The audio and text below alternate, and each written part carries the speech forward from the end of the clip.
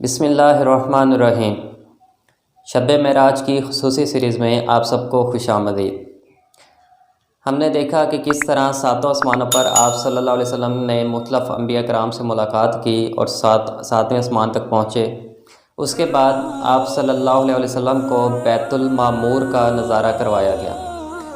بیت المعمور وہ جگہ ہے جہاں پر روزانہ 70,000 فرشتے عبادت کرتے ہیں اور دوبارہ قیامت تک کبھی ان کی باری نہیں آئے گی۔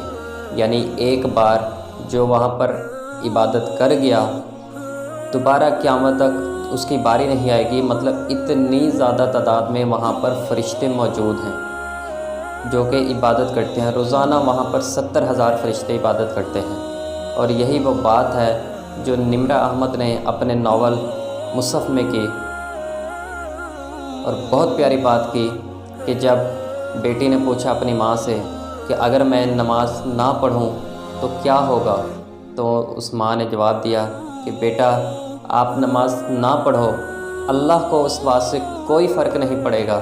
کیونکہ اللہ کے پاس بیت المعمور پر روزانہ کی تعداد میں 70,000 فرشتے ہیں جو وہاں پہ نماز پڑھتے ہیں، عبادت کرتے ہیں، اور پھر قیامت تک دوبارہ ان کی باری نہیں آئے گی۔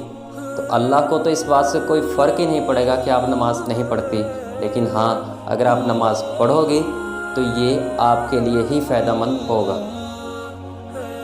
بہرکیف بیت المعمور کا نظارہ کروانے کے بعد آپ صلی اللہ علیہ وسلم کو سدرۃ المنتہا کے پاس لے جایا گیا۔ یہ وہ مقام ہے جو بالکل انتہا پر ہے، یعنی اگر زمین سے کوئی پیغامات کچھ بھی اوپر کی جانب لے جایا جاتا ہے تو وہ سدرۃ المنتہا تک جاتا ہے، وہاں سے اوپر نہیں جاتا۔ اسی طرح اگر اللہ کی طرف سے زمین پر کوئی پیغام آتا ہے، کچھ بھیجا جاتا ہے یا فرشتوں نے آنا ہوتا ہے، تو ان کے لیے وہ پیغام سدرۃ المنتہا تک نیچے آتا ہے، پھر وہاں سے فرشتے اس کو لے کر آتے ہیں۔ تو یہ سدرۃ المنتہا مقام پر آپ صلی اللہ علیہ وسلم کو لے جایا گیا۔ وہاں پر بھی آپ نے کچھ نظارے کیے۔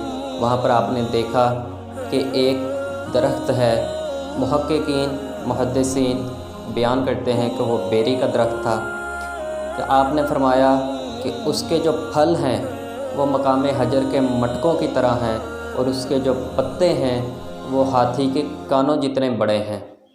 یہ نظارہ تھا جو سدرۃ المنتہا کے پاس آپ صلی اللہ علیہ وسلم نے کیا۔ وہاں پر آپ صلی اللہ علیہ وسلم نے کچھ آوازیں سنی۔ پوچھا یہ کیا ہیں؟ تو فرمایا یہ کلموں کی آوازیں ہیں، یعنی وہاں پر فرشتے اللہ تعالیٰ کے جو فیصلے لوح محفوظ میں لکھے ہوئے ہیں، فرشتے ان کو نقل کرتے ہیں، اور وہ اتنی زیادہ تعداد میں ہیں کہ ان سب کلموں کی ایک ساتھ چلنے کی وجہ سے اس آواز کی ایک کہکشاں سی بن جاتی ہے۔ سدرۃ المنتہا کے پاس آپ صلی اللہ علیہ وسلم نے 4 نہریں بھی دیکھی، 2 پوشیدہ 2 ظاہر۔ آپ صلی اللہ علیہ وسلم نے پوچھا ان نہروں کے بارے میں، تو جبرائیل علیہ السلام نے فرمایا کہ جو 2 پوشیدہ نہریں ہیں وہ جنت کی نہریں ہیں۔